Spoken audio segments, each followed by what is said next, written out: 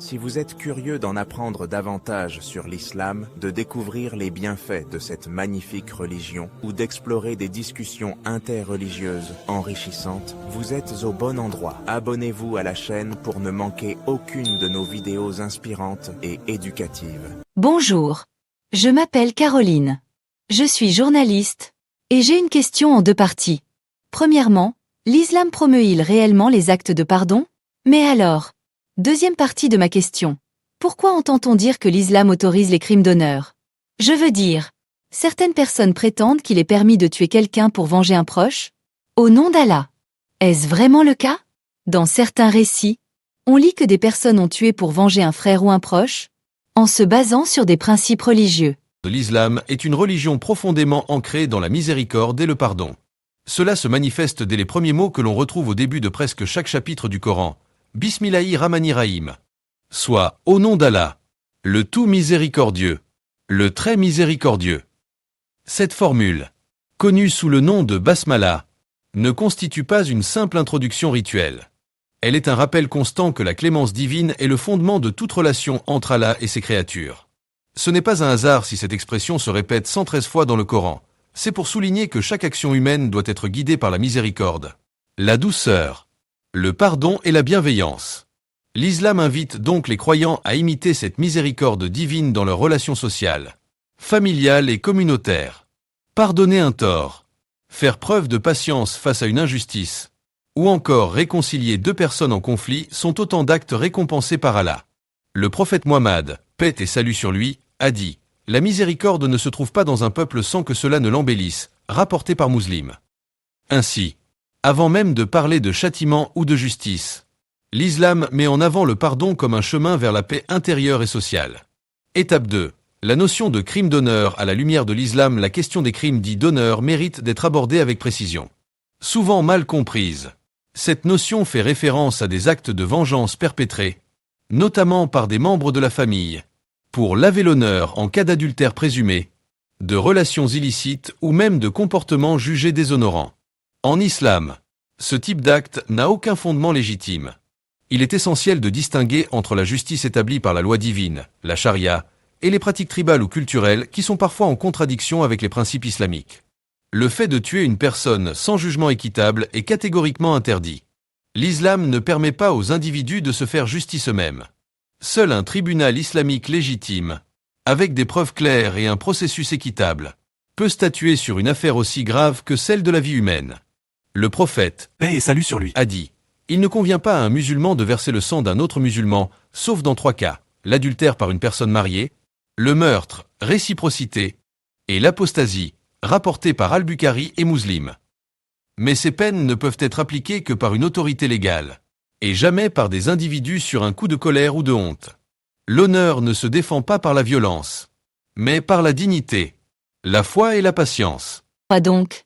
Ce n'est pas une obligation de se venger? Justice et option de pardon dans la sourate Al-Baqarah, sourate 2 verset 178. Allah dit « Ô les croyants, on vous a prescrit le talion au sujet des tués.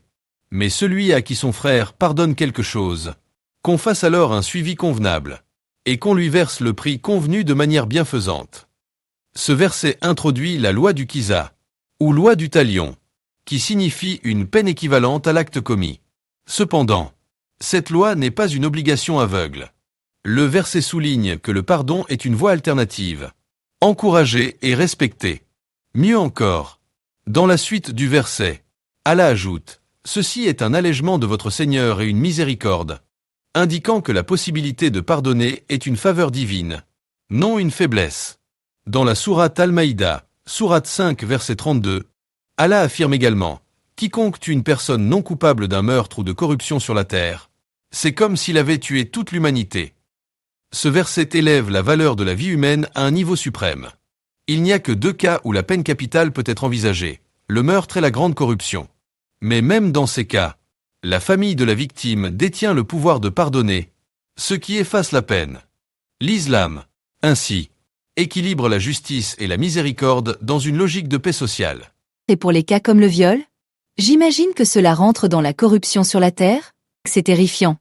L'un des grands principes de l'islam est que le pardon est supérieur. Mais la justice est aussi un droit. Le Coran reconnaît aux familles des victimes la possibilité de demander réparation, y compris par la peine capitale si le crime est prouvé. Ce n'est pas un acte de vengeance, mais un droit de justice légitime encadré par des règles très strictes. De nombreuses sociétés à travers le monde reconnaissent la peine de mort dans des cas exceptionnels, notamment pour des crimes particulièrement graves comme le meurtre ou le terrorisme. L'islam n'en fait pas un système automatique, mais une possibilité strictement encadrée. Ce système repose aussi sur une notion de responsabilité collective. La société tout entière doit protéger la vie, prévenir les crimes et offrir aux victimes la reconnaissance de leur douleur. En parallèle, l'islam valorise le pardon comme acte noble et spirituel, capable d'éteindre les flammes de la vengeance et de permettre une guérison des cœurs. Comme le dit Allah dans la sourate Ash-Shura, sourate 42 verset 40, la sanction d'une mauvaise action est une mauvaise action identique. Mais quiconque pardonne et réforme, sa récompense incombe à Allah. Le pardon n'est donc pas une faiblesse, mais une vertu. Donc selon l'islam, il s'agit avant tout de justice et de prévention?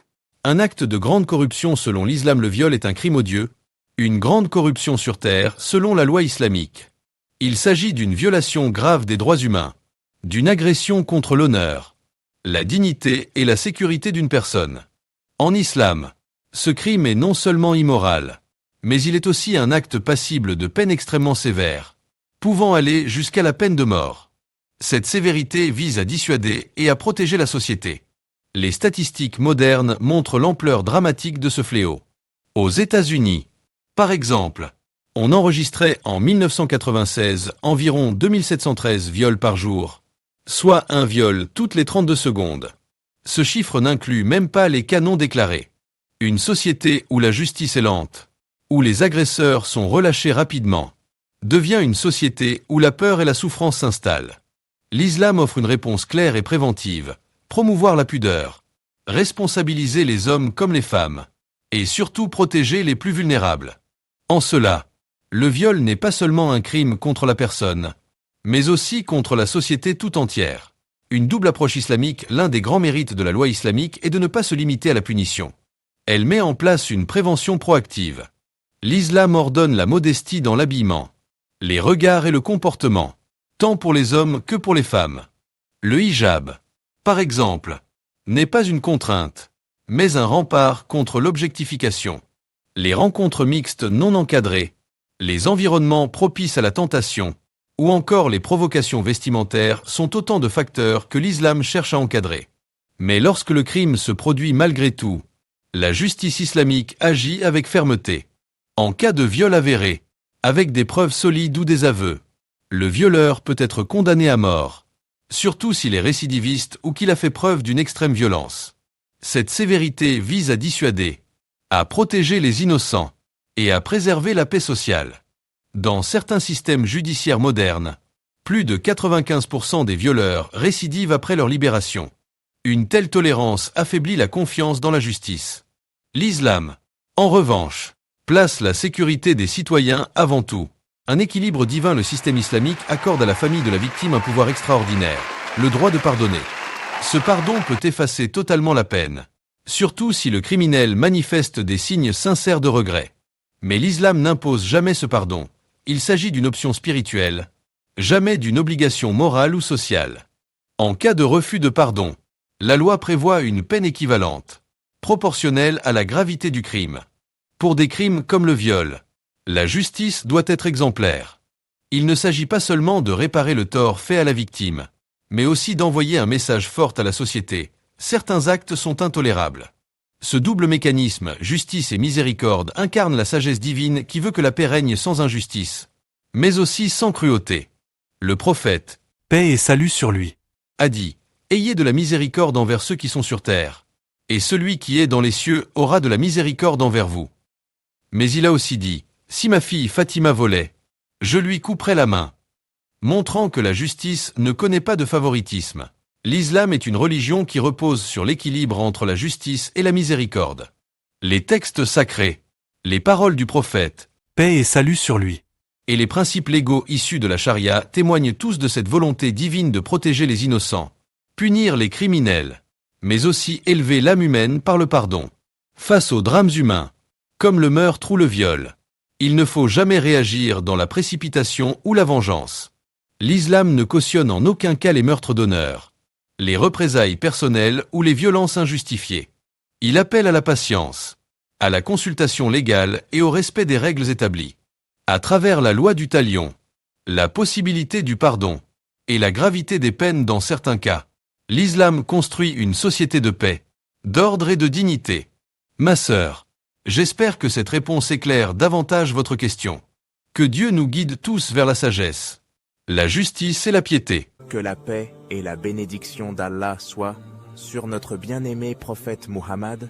N'hésitez pas de vous abonner, de liker pour ne manquer aucune de nos prochaines vidéos.